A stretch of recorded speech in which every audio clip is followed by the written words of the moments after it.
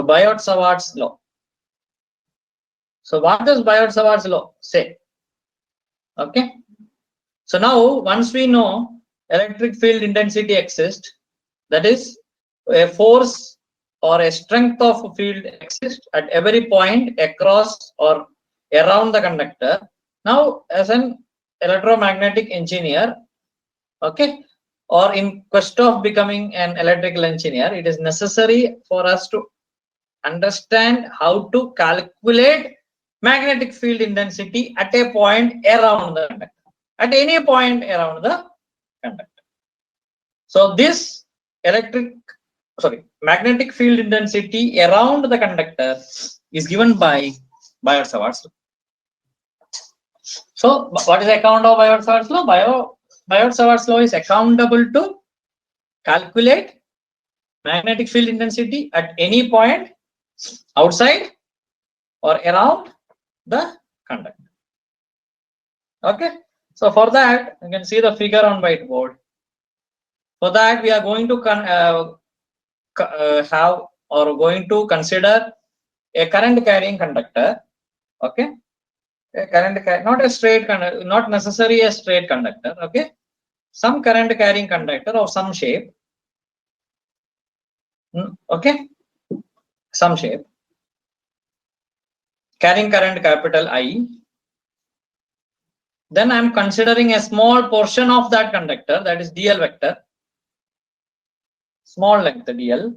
The total, assuming that the total length of the conductor is capital L, assuming that the total length of the conductor is capital L, I'll consider a small portion of that conductor, that is dl vector.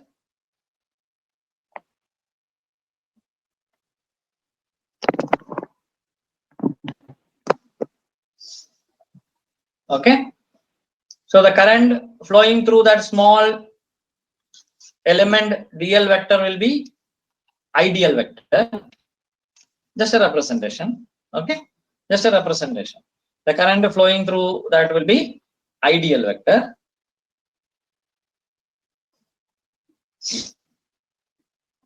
Okay. Now I consider a point P. Okay. I consider a point P at a distance capital R. Okay. I consider a point P. Okay. At a distance capital R. So what I'm going to do is I'm going to calculate what is magnetic field intensity at a point P, or I need to calculate what is magnetic field intensity at a point P due to the current carrying conductor, the entire current carrying conductor.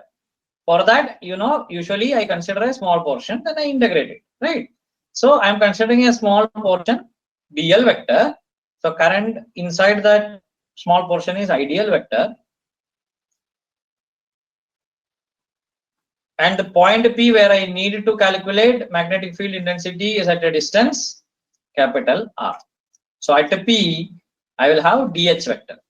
At a point P, I need to calculate small electric field intensity, differential electric field intensity, because electric field intensity is due to differential element. So I'll get only differential electric field intensity. Then I'll integrate it to get total electric field intensity, H vector. Okay.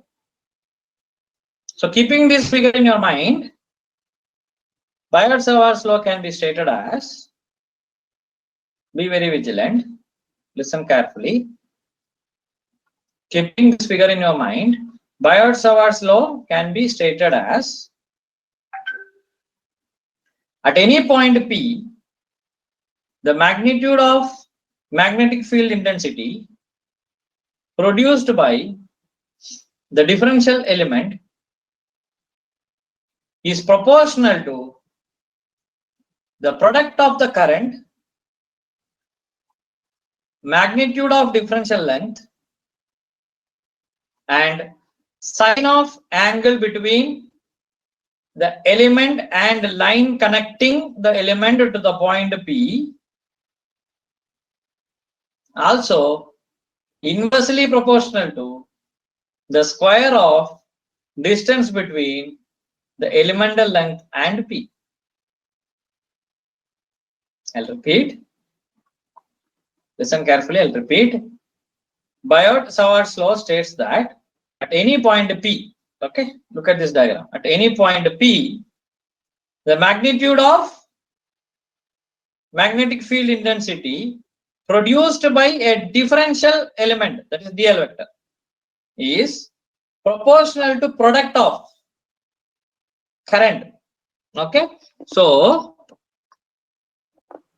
dh vector, okay, which is at P, is proportional to the product of current, that is I,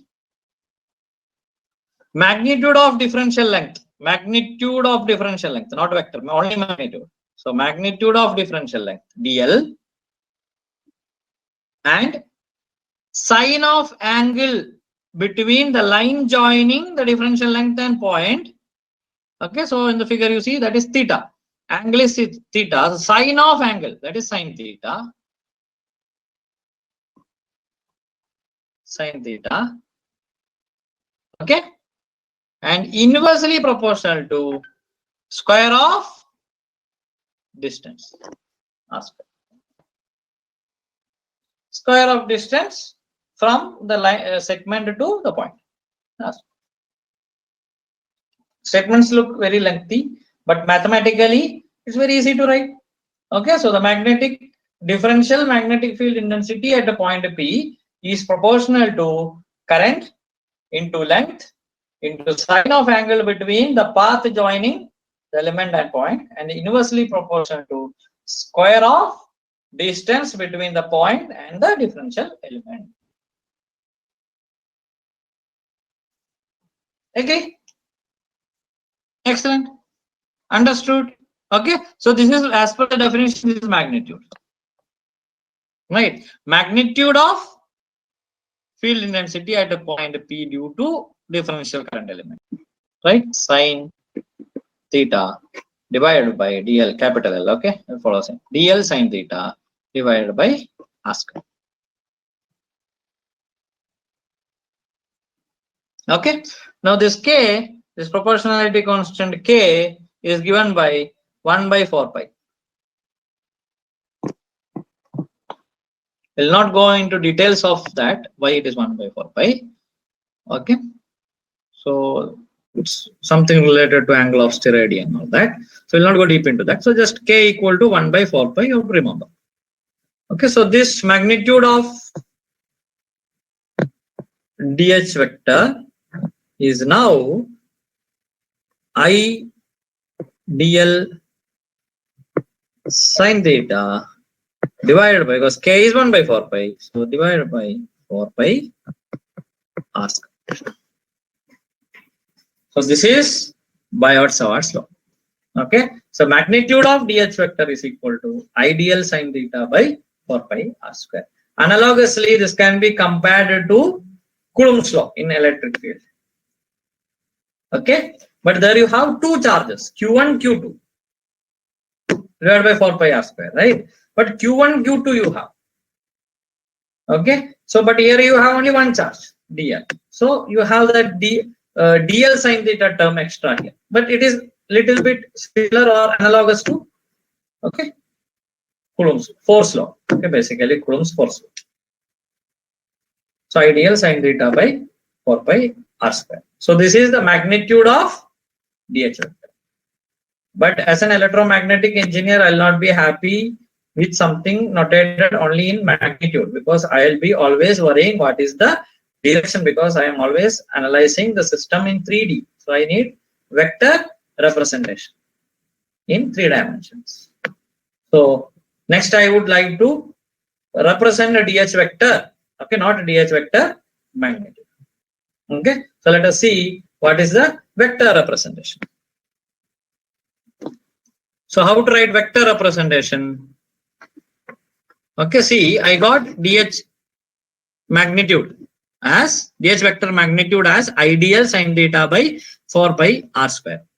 Now look at the figure. The h, okay, h is at the point P. Okay, so h will be either into the paper or out of the paper at the point P.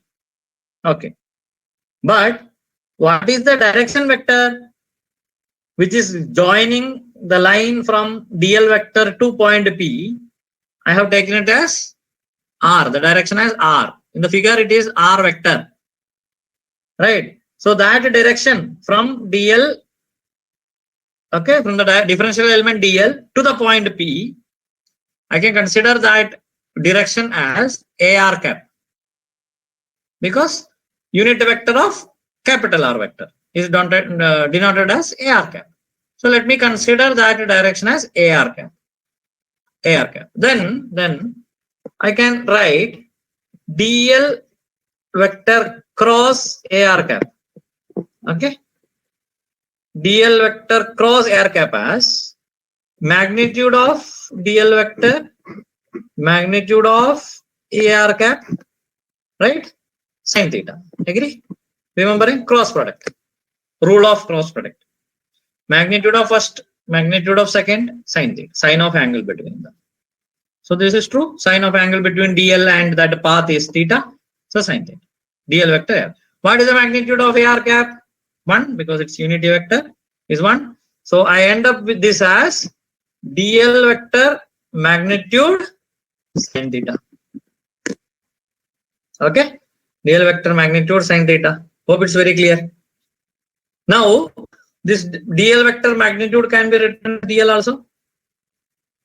Dl vector magnitude can be written as dl also. So dl sin theta can be represented this way. Dl sin theta. Now what does it mean? Dl vector cross ar cap is same as dl sin theta. Okay. Now see, I have dh vector magnitude as ideal sin theta by 4 pi r square. Correct. So now I will represent it as in vector notation. That is dl sin theta will be replaced as dl cross ar cap. Then it becomes in vector notation. Okay. So in vector notation, dh vector can be written as, so previously it was magnitude of dh vector. Now, because I had only dl sin theta, it was just magnitude. But now I have vector representation. So I'll write dh vector. So dh vector is I dl sin theta. Dl sin theta is nothing but dl vector cross ar cap. Okay, clear? Agree? Any doubt? You can raise the question. Okay. So ideal vector cross ar cap divided by 4 pi r square. And this r square can be denoted as r vector magnitude square. Okay, because r is the distance between dl and point P. That can be represented by r vector. No? Basics, initial module we have studied. R vector. No? So since it is a vector representation, it is better to denote in vector itself. So I dl vector cross ar cap divided by 4 pi magnitude of r vector square.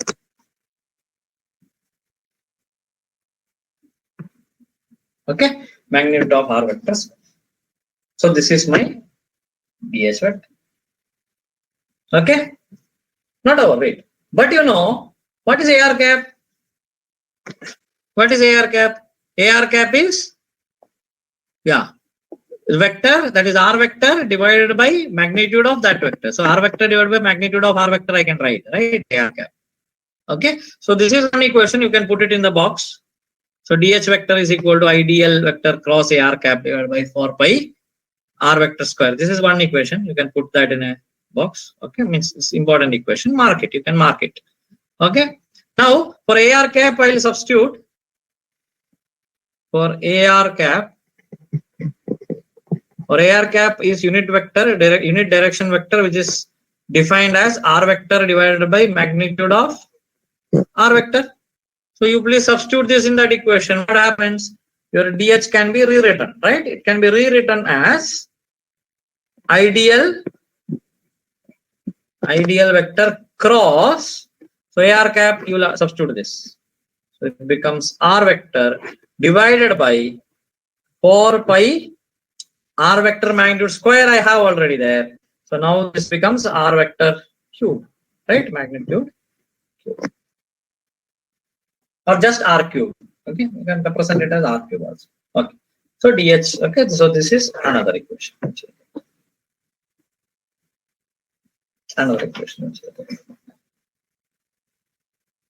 Okay, so looking at this equation, you know that cross product, right? DL cross R. Look at that figure. DL cross R. DL and R both are in the same plane, right? Same plane of the paper. So you know that when you multiply two cross product, means you take cross product of two vectors, remembering A cross B lying in the same plane, then it is magnitude of A, magnitude of B, sine of angle between them, dot A n cap, right? What is A n cap? Normal. The new vector which is formed after crossing two vectors will be normal to the plane containing first two vectors. That rule is there, right? Cross product. So I just ignored that, right? Just now when I considered the cross product, I have ignored that direction. Okay. I just ignored to reduce the complexity. But now, since I am at the end of the equation, see here, it is dl cross r I have.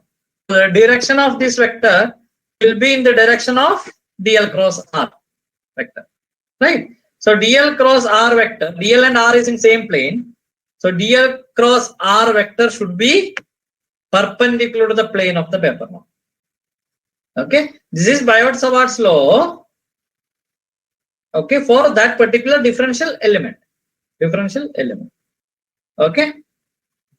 Now I need the magnetic field intensity due to entire conductor. So what should I do now? You know that, you're experts now. I just integrate this, right? So if I integrate this equation, okay, then I'll get H vector, right? Because integral dH is H vector. So I have to just integrate this. Okay, integrate this. So if I integrate this, I'll get, usually it is closed integral. Okay, because all the differential elements should be considered. Okay, so closed integral IDL, just repeat the equation. IDL cross R divided by 4 pi R vector cube. So I have to find the integral of this to find the total magnetic field intensity. Okay, wait, discussion is not yet over. Now, usually for the practical purposes, it is necessary to represent this differential current element as a point. Remember, in electric field, almost every application, we used to tell charge as a point charge, right? A charge kept at a point.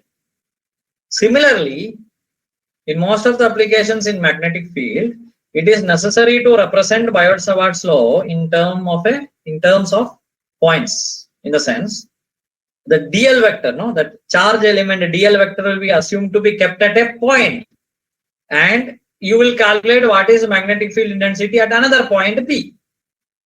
So the differential current element will be considered at point 1, and where you need to find magnetic field intensity will be point 2.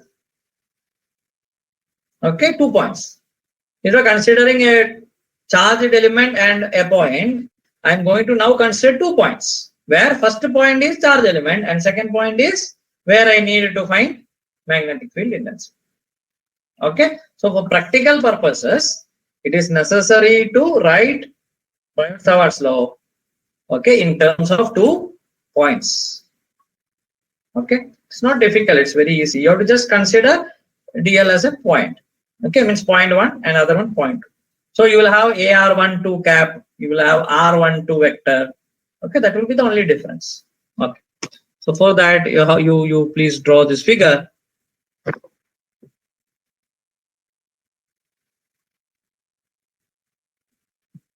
Okay, that is Biot-Savart's law in terms of 2 points.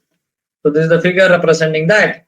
Your DL, okay, your DL will become now DL1, because I am considering DL at point 1. So representation is DL1, and I have P at point 2. So now P becomes point 2.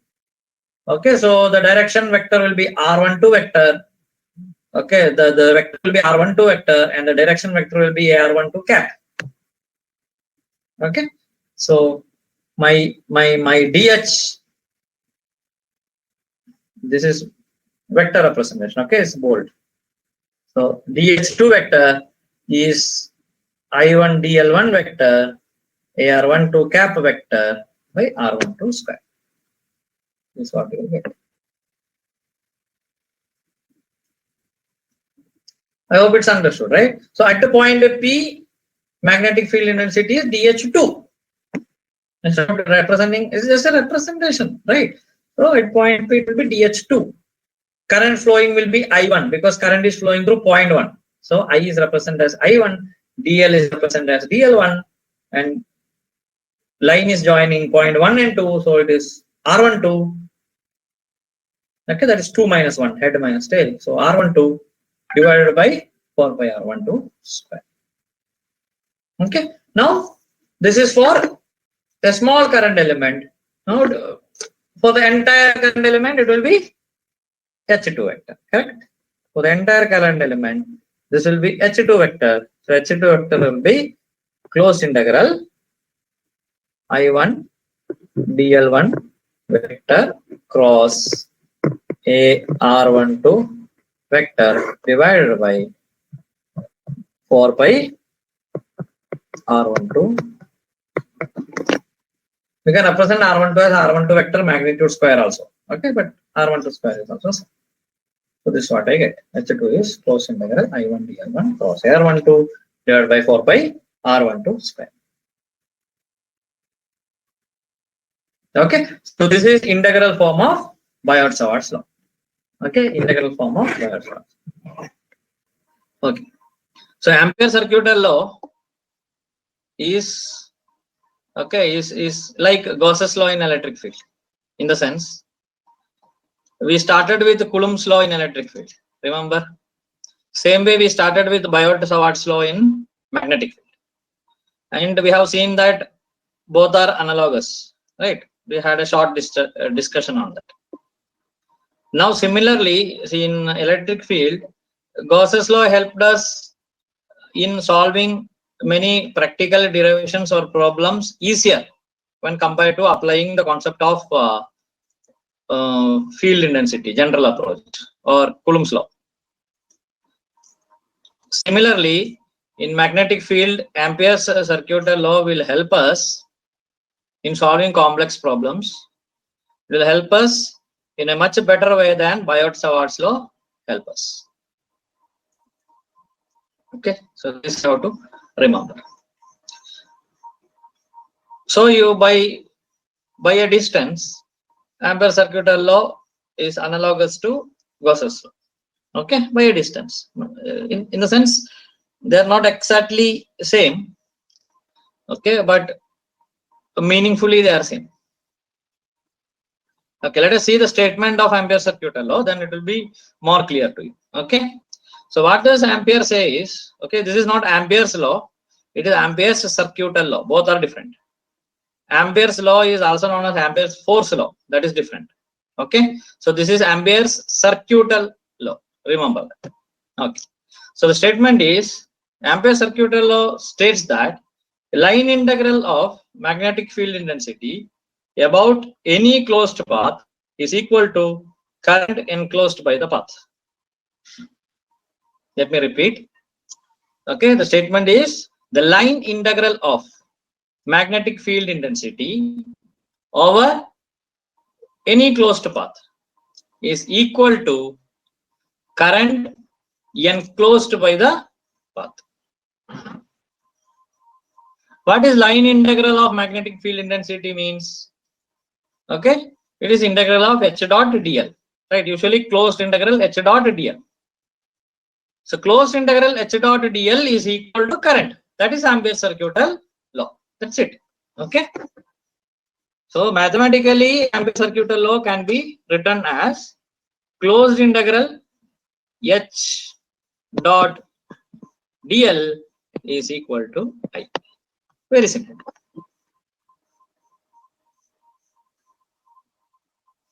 Okay. Now, what does it physically mean? What is the physical significance of it? Okay. So, what does it mean is if you have a conductor with you, and you don't know what is the current flowing in that conductor, then you can find how much is the current flowing in that conductor by constructing a closed path around that conductor. It doesn't mean that you have to cover the entire conductor. Not required. One circular loop covering that conductor will do. Okay. So means you have a big conductor of length maybe 10 centimeter. Okay, take a small example, 10-15 centimeter long, okay, round conductor you have with you, copper conductor maybe. You have connected it to a battery source, so there is direct current flowing in that. And you want to find how much current is flowing, then you will wound, okay, another path, okay, maybe a rubber path, okay, or a dielectric path. Okay, you cover this using a rubber band, for example. Okay, you put a rubber band across this conductor such that rubber band doesn't touch the conductor. Okay, so you have a conductor of 15 centimeter, like your scale, small scale, maybe a copper conductor, and around it, okay, you are holding a rubber band. Okay, just imagine that the rubber band can stay there. Then that rubber band makes the closed path. You have to calculate what is the magnetic field intensity at every point on this rubber band. If you can calculate, then that will give you the current passing through the conductor. That is the Ampere circuit law. I think it's very clear. How we do that, we'll see. Mathematically, we'll prove it. Okay, practically, I'm not going to prove it, but theoretically, mathematically, I will prove it. How we are going to find it. But you got now what is a closed path. Okay, so it should be around the conductor. It should complete the path around the conductor. That's very important. Now, since I told the example of rubber band, you know that rubber band can be circular shape, okay, or oval shape, right? That doesn't mean that this closed path should be always circular in nature. The closed path can be square, rectangle. Closed path can be of any shape, irregular shape, okay, not only defined shape, it can be some irregular shape also. So what you need to understand is it is just a closed path. There should not be any opening. Then that will not help us in finding the current. If the path is not closed, then the current find by whatever the method you know, the current will be wrongly measured. So path should be closed. And usually we will not prefer a conductor material for closed path, because that will induce further flux and the idea itself will fail. Okay, so we always use a dielectric material path. This is just to make you understand the logic. Okay, but what you should remember is, for applying Ampere circuit law, I should have a closed path, maybe a thread, maybe a rubber band, okay, something, okay, around this conductor. At some point, if the conductor is 15 centimeter, on the top of the conductor, middle, bottom, doesn't matter. Somewhere it should be covering it. That's it. And you should be able to find magnetic field intensity at every point on this 360 degree. At every point, H at every point on this. Integrate H over. That is H dot dl. Closed integral radius. Okay. So closed integral H dot length, H dot dl is current.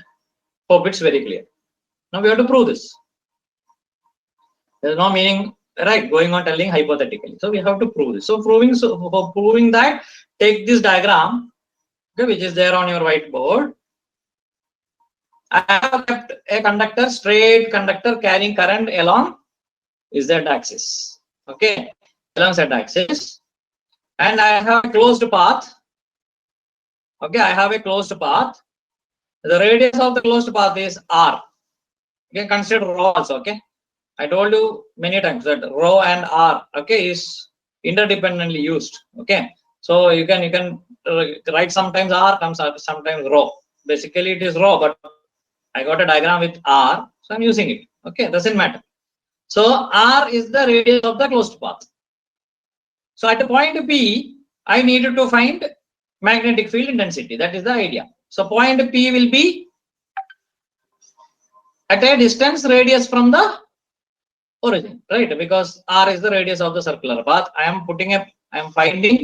need to find magnetic field intensity at every point on the circular path.